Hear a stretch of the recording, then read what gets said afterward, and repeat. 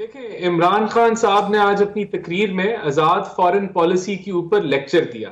اب یہ لیکچر ہمیں فارن پالیسی پہ کون دے رہے ہیں؟ وہ انسان دے رہے ہیں کہ جس کے دور حکومت میں آپ کی یو ایس پاکستان ریلیشن شپ جو ہے وہ سب سے پست ترین سطح کے اوپر ہے، اور آپ کی جو ان کے صدر ہیں، کوئی کمیونیکیشن کا جو ہے وہ سسٹم نہیں ابھی تک اسٹیبلش ہوا. یعنی کہ ہمارا پرائم منسٹر ترس رہا ہے کہ اس سے بات چیت ہو. یہ آزاد فارن رانا پالیسی صاحب اگر وہ ترس رہے ہوتے تو وہ روس کیوں جاتے؟ وہ تو مطلب وہ پرواہ نہیں کرتے، وہ کہتے ہیں آزاد ہماری انڈیپینڈنٹ فارن پالیسی ہے. نہیں، آزاد فارن پالیسی پہ وہ وزیر اعظم لیکچر دے رہا ہے جس نے سی پیک کے جو ہم نے جتنا کام کر لیا $46 ارب کا جو پہلا فیز تھا، اس کے بعد سیکنڈ فیز شروع نہیں کر سکے. سست پذیر ہو گئی آپ کی سی پیک.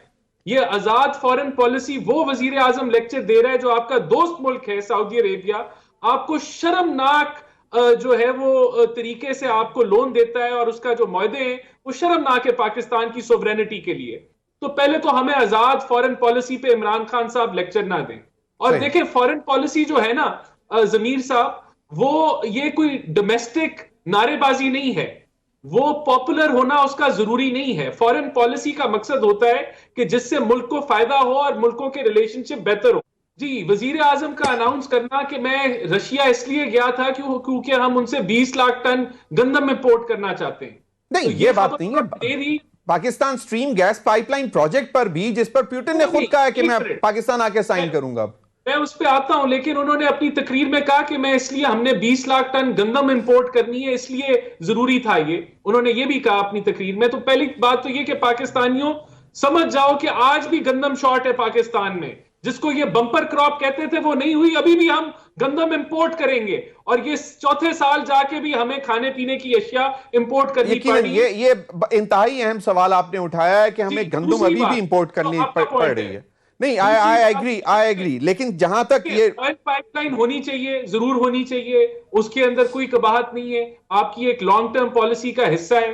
لیکن کیا ہمارے ریلیشن شپ کو ایک بیلنس لے کے جاتے ہوئے ہونا چاہیے؟ کیا وہ آزاد فارن پالیسی باقی جو گورنمنٹس تھی ان کی نہیں تھی؟ بالکل تھی آزاد فارن پالیسی. صحیح. چلیں، آخری پوائنٹ امیر صاحب، آخری پوائنٹ. جی، آپ کی اتنی آزاد فارن پالیسی ہے اور اتنی کامیاب آپ فارن پالیسی کے ماسٹر ہیں، تو جب انڈیا نے کشمیر کو اینکس کر دیا تو آپ ایک انٹرنیشنل آبزرور وہاں نہیں بھجوا سکے. لیکن رانا احسان افضل صاحب، پھر بحث بڑی طویل ہوتی جائے گی. آپ کا پوائنٹ آ گیا، آئی انڈرسٹینڈ کہ انٹرنیشنل آبزرور نہیں بھجوا سکے. نہیں، بالکل قطعاً ایسا نہیں ہے. یہ جو 10 روپے بڑھا کے آپ 10 روپے کم کر لیں، یہ ریلیف نہیں ہے. حقائق یہ ہیں کہ آج پاکستانی عوام جون تک بجلی کی قیمتوں میں بھی اضافہ نہیں ہوگا. آگے گرمی آ رہی ہے، بجلی کی کنزمپشن بڑھتی ہے.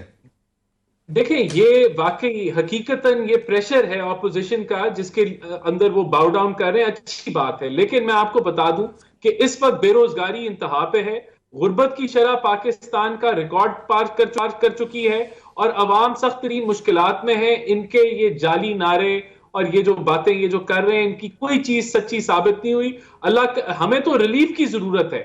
یہ کہہ رہے ہیں کیا ریلیف ہی مل رہا ہے نا، ریلیف ہی مل رہا ہے.